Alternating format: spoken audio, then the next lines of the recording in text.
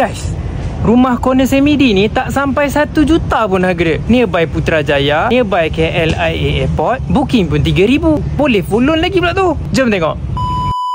Inilah dia, rumah Semidi corner dekat Jenderam, dekat dengan Putrajaya, dekat dengan KLIA Airport. Harga tak sampai 1 juta. Rumah corner ni baru open balik sebab loan klien saya tak lulus. Tak apa, nak cepat-cepat view lah.